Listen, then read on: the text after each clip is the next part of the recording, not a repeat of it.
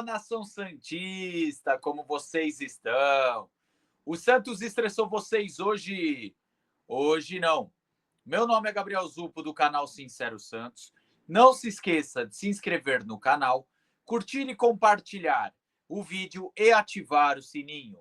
E para você que tem Instagram, seguir a página do canal, @SinceroSantos. Bom, galera, o tema de hoje é a provável escalação do Santos para o clássico, né? Contra o rival do Morumbi, ou como eu chamo também, time do chocolate. Bom, vamos lá. O jogo será amanhã no Morumbi, às 4 da tarde, e a transmissão será feita pela Globo e também pelo Premiere. Então, o torcedor terá facilidade em encontrar a partida do Santos e acompanhar o clássico. Bom, a primeira informação que eu trago aqui não é muito legal. Ontem o Santos se manifestou sobre o Neymar e não deu uma previsão. Acredito que não deram uma previsão sobre a volta do Neymar, até porque para não gerar uma expectativa e cobranças em cima do Neymar, em cima do departamento médico do Santos e também da equipe médica particular do Neymar. Então, o Santos não colocou uma previsão.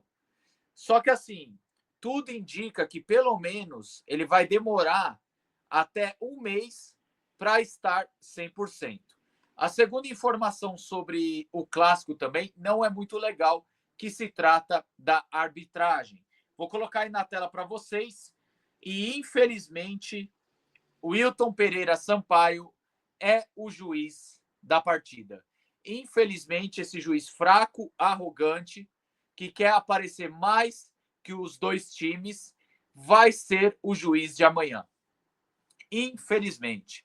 Assistentes: Neuza Inês Bach e Alex Ang Ribeiro. E no VAR, Carlos Eduardo Nunes Braga. Bom, tomara que ele não prejudique o clássico, tá? Porque ele já prejudicou o Santos várias e várias vezes, principalmente quando jogava contra o Flamengo. Quando jogava contra o Flamengo, esse senhor fazia questão de prejudicar o Santos. Era muito engraçado. Era jogo contra o Flamengo, o Wilton apitando, na dúvida, pró Flamengo. Engraçado, né? Mas esse juiz é muito fraco, arrogante, foi para a Copa do Mundo, manchou o nome do Brasil na Copa do Mundo, foi criticado pela seleção francesa e pela seleção inglesa. É extremamente fraco o Wilton Pereira Sampaio. É uma pena que a gente vê como a CBF não sabe organizar nem os juízes, porque um dos piores, segundo a CBF, é considerado um dos melhores. Bom, sem mais enrolação, deixa eu agora colocar as prováveis escalações, tanto do rival do Morumbi, como também do nosso Santos, tá? Deixa eu separar aqui, vamos começar pelo nosso adversário, tá? O rival do Morumbi deve vir com Rafael no gol, Ferrarese, Arboleda, Alan Franco, e no meio-campo, Cedric, Alisson, Marcos Antônio e Enzo Dias aqui na esquerda, tá? E no ataque, Luciano, André Silva e Ferreirinha. Bom, galera, vou diminuir aqui minha tela para vocês verem um pouquinho melhor a escalação do rival. Bom, os pontos fracos e fortes do rival. Bom, o rival tem quatro empates em 4 rodadas, não ganhou, não perdeu. Então, assim, os pontos fortes. É um time que procura muito jogadas pelas laterais, tá?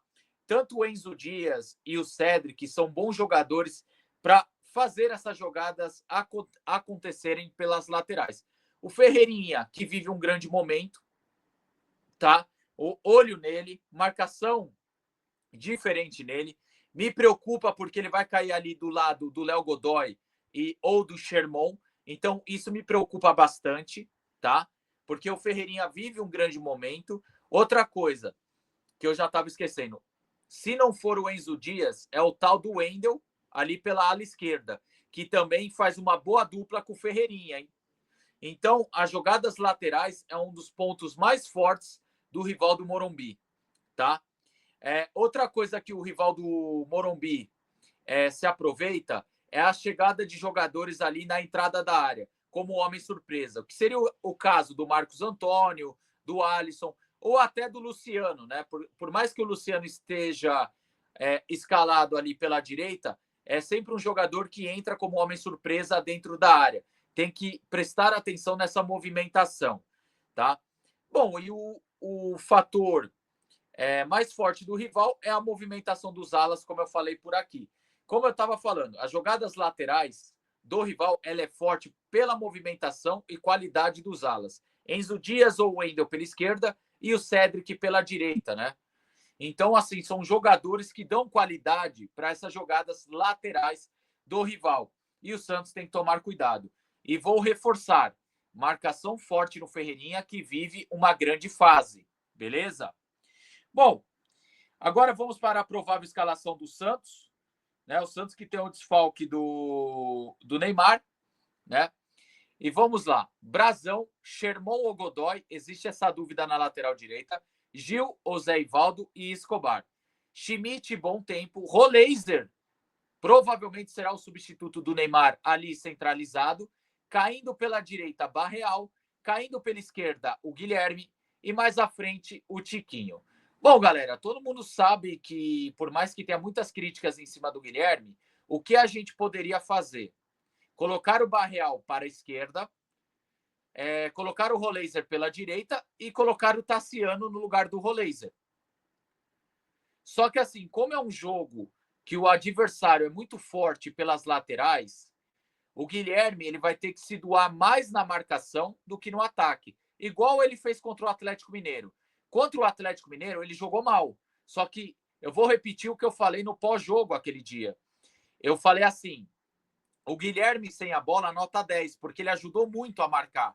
Ele ajudou muito o Escobar. Só que com a bola ele foi muito mal.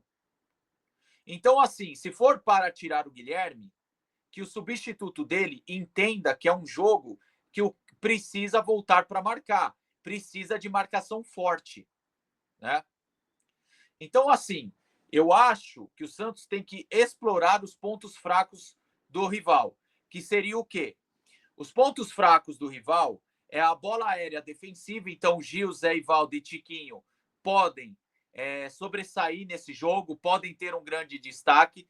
Outro ponto fraco do rival, ele dá muito espaço para chutes de fora da área. Então, Barreal e Roleiser e até o Bom Tempo podem se aproveitar disso. E também, toda a bola parada do rival, eles vão muito mal na segunda bola, na marcação da segunda bola.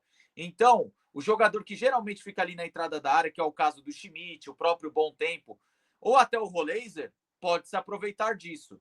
Agora, onde Guilherme e Barreal podem ter vantagem? O rival, ele marca muito mal a movimentação e o facão dos atacantes. Então, toda aquela corrida em diagonal, que a gente chama de facão, nas costas da zaga, apesar do rival jogar com 3 zagueiros no 3-4-3, ele marca muito mal e acompanha muito mal. Ok? Então, esses são os pontos fracos do rival, onde o Santos pode explorar dentro dessa possível escalação do Santos. Tá bom? Agora, sobre a dúvida na lateral direita, me preocupa porque é ali que o Ferreirinha vai cair. O Sherman e o Godoy não comprometeram na última partida. Só que eu percebo que a equipe tem mais confiança em tocar a bola para o Sherman do que para o Godoy. A equipe tem mais confiança numa saída de bola e tabelar com o Sherman do que o Godoy. E o próprio Godoy, o próprio Léo Godoy, tem essa complicação, porque você vê que quando ele tem a bola no pé, ele não está confiando nele mesmo. E isso é muito ruim, porque isso prejudica o andamento da equipe. Porque se você toca a bola para um jogador que não tem confiança, você vê o desespero do Léo Godoy em leiloar a bola. Ele pega a bola, ele fala, pelo amor de Deus, eu não posso errar. Aí ele joga para frente de qualquer jeito. O Sherman, por mais que também não vive uma grande fase, é um cara que tem mais confiança. Ele já consegue dominar a bola e tentar um passe mais à frente. Então, assim, para o jogo de amanhã, independente da escolha pela direita, tem que reforçar a cobertura do lateral direito. E porque a principal jogada do Ferreirinha é aquele corte para o meio e finalização. Ou esperar a ultrapassagem do ala. Então, galera, o Santos precisa fazer uma cobertura especial, pelo menos ali do lado direito, por causa do momento do Ferreirinha. Tá bom? Bom, galera, então assim, é isso que eu tenho para falar sobre o clássico, sobre a escalação do Santos, pontos fortes e fracos do rival, tá certo? E assim, eu acho que vai ser um jogo muito difícil, tá? O rival não vive uma grande fase, o Santos pode se aproveitar disso. O Santos tem que ser inteligente, porque quando você pega um rival pressionado, com técnico na corda bamba, você já está jogando no estádio dos caras com a torcida dos caras. Se o rival do Morumbi não abrir o placar em 30 minutos, ou o rival virar o tempo empatado, ou você conseguir sair na frente, a pressão piora. Ela duplica. Então, o Santos tem que ser inteligente. O início do jogo eu acho que tem que ser mais catimbado, sempre esfriando, não deixar o adversário gostar do jogo, controlar o jogo, tá certo? E como eu falei, inteligência. Para ganhar clássico é no detalhe e se aproveitando do mau momento do adversário. Ok? Bom, galera, o vídeo é esse aí. Tomara que vocês tenham gostado. Tamo junto, até a próxima e sempre Santos.